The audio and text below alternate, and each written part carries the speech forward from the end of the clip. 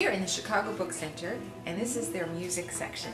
But if you can hear the music in the background, that's our new album. It's called Stella Maris, and it's really beautiful. I mean, so far it's my favorite one, but it is really nice. It is really nice. This is a picture of it over here. Oops, that's Father Alberione, this one. This is Stella Maris, and it's excellent for meditation, for just relaxing. Representing it to a new generation who haven't really had any exposure to the Gregorian chant. But with the sisters' voices and the instrumentation, it's just beautiful. It's just beautiful. Now I have to be really honest. My least favorite color is orange. So these two particular titles, I wasn't even inclined to pick them up. But that was a prejudice, and I had to get over it. But anyhow, the first title I decided to pick up because the author is Father James Martin, and he is so enjoyable. His first book, well, at least the first book that I came across, was My Life with the Saints, and I thoroughly enjoyed it. It was on one of the previous YouTube spots that I put up. It was so well written and hard to put down. I said, well, even though this one is orange, I will still pick it up and try to read it. Well, again, it was one of those books that was really hard to put down. It's the Jesuit Guide to Almost Everything, and that is literal, almost everything. At first I said, you know, you're coming out with a book like this, and how is that going to appeal to a larger audience? I said, who wants to be a Jesuit? I mean, how is this going to really apply to the, you know, the everyday person? Who's going to be interested in reading this? Believe it or not, this thing about almost everything is absolutely true. It's your life with God, prayer, friendship, you know, making decisions. It really covers everything that happens to you. I read it and I said it had a beautiful explanation of the vows for sisters, right? Being a sister, I said, oh, this is a great recap. And I said, but would everybody, you know, find something of interest in the explanation of poverty, chastity, and obedience? I said, believe it or not, yeah, I think so. I could send this home to my family, and they would most likely find something in it that they could find applicable to their own life, because it's the following of Christ. You know, the sisters take the 3 vows, and Jesuits and brothers, they take those 3 vows to imitate Jesus more in their everyday life. So we're all called to that, regardless of whether you're wearing a veil or not. You know, you're called to, if you're a Christian, to imitate the life of Christ in your own life. And Father James has a really, really, really good way of explaining it, and it's so readable, just so readable. And my favorite chapter so far has been the one on friendship. Again, that was something that I think anybody would find very helpful. You know, how you have to, you know, love people, be friends with people, but, you know, have a loose hold on them. I mean, you can't, like, be grasping with people, and you know, what true friendship is. And true friendship involves honesty and, you know, detachment.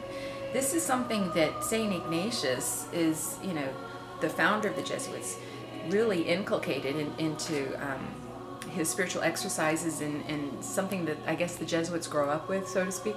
But the rest of us would find something to learn from it as well.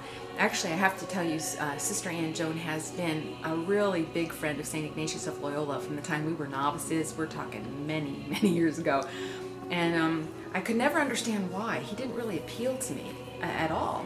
And but reading this, I said, you know, he must have been a really likable person, somebody who was very charismatic, somebody who really attracted people of all different walks of life, because the Jesuits, if you know them, are a group of very diverse people. But now I know why she likes him, and I think Father James Martin has also, you know, kind of proposed St. Ignatius to a whole new generation of people. Get a copy of this book. If you don't like orange, try to overlook it. You can take the cover off, but I mean, it's certainly really worth reading. I'm almost at the end of it, and I'm sorry I'm at the end of it. I'll have to start over again, although I mentioned this to a couple sisters and there's a line already, so I might have to wait my turn to read it again. But please get yourself a copy of this. And again, if you're not familiar with Father James Martin, you might want to try his title, My Life with the Saints. This is all free advertisement, Father James. It's just, I really like your writing, and I think it's worth promoting. It really is an excellent book. Now, along with the Jesuit guide, I also came across another title. I don't know what it is about orange these days, but here's the other title, The Four Teresas. This is by Gina Lower. I hope I'm pronouncing your name correctly, Gina, but it's a skinny little book, and I picked this up again, not because of my preferential color, but because I've never met a Teresa that I didn't like. And this, it takes the four famous Teresas: Teresa of Avila, Saint Therese of Lisieux, Mother Teresa, and Teresa Benedicta of the Cross, also known as Edith Stein, Saint Edith Stein. And it gives, as you can see, it's not really thick, so it gives a short introduction to each of the saints, a biography, and what they're living, the lessons that come from their teaching. My favorite part, though, and this is, they do it 4 times. At the end of the chapter, for instance, on Saint Therese of Lisieux, it has 10 ways to be more like Saint Therese of Lisieux, which I think is really practical. Sometimes you can read a book and say, okay, that's great, but, you know, close it and then go on about your daily business. But this one's nice because it gives you a few practical suggestions. You know, like how can I be like Saint Teresa Little Flower, but in my own home, in my own life, with my own friends, my own family. And it bases it on her life story, but for instance, this one says, make an act of consecration to Mary, look for God in nature, read the Imitation of Christ, pray earnestly for priests. They're like practical things. Keep a journal about your spiritual life, foster a devotion to the Sacred Heart of Jesus. These are things everybody can do. Mother Teresa, hers, let me see if I can find it here. There it is. 10 ways to be more like Mother Teresa. Short of going to Calcutta or elsewhere, you can spend time praying in front of the Blessed Sacrament, which she did frequently. Volunteer with an organization that serves the poor or the sick. Pray an annual novena to St. Therese of Lisieux. Smile deliberately every day. Now, who of us can't do that, you know? Wake up with a smile for your family over a cup of coffee. Visit an elderly widow or widower in your community. Tell one new person a week why you love Jesus. I mean, they're really practical things.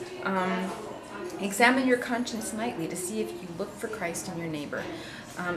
It's such a nice book. You are introduced to 4 wonderful women, and another point to mention is that she bases it on loving God with our whole heart, soul, and mind, and our neighbor as ourselves. And so each Teresa is exemplifying one of those aspects. So it's an extremely practical book for your own spiritual life. At the same time, you're introduced to 4 wonderful women who, in different ways, because each of them had a different character, different temperament, different walk of life. They came from different I don't know, different centuries even, but they each were able to like really live out this particular commandment, which all of us are called to do. So if you can't like identify with one, you can identify with another. If you can't do all 10 of the points, you can do one of the points. So it's a very nice little book, one that I highly recommend. And again, this is seems to be the season of the orange books. I'm sure I'm finding some more, but they're excellent. They're excellent. Please take a moment. Go to any Pauline Book and Media Center. We have these titles. Google them, but give it a look. Please give it a look because they're well worth the time to pick them up and read it. And again, Stella Maris is a really wonderful CD. If you can hear it playing in the background, get yourself a copy of that too. Hello and greetings from the Windy City.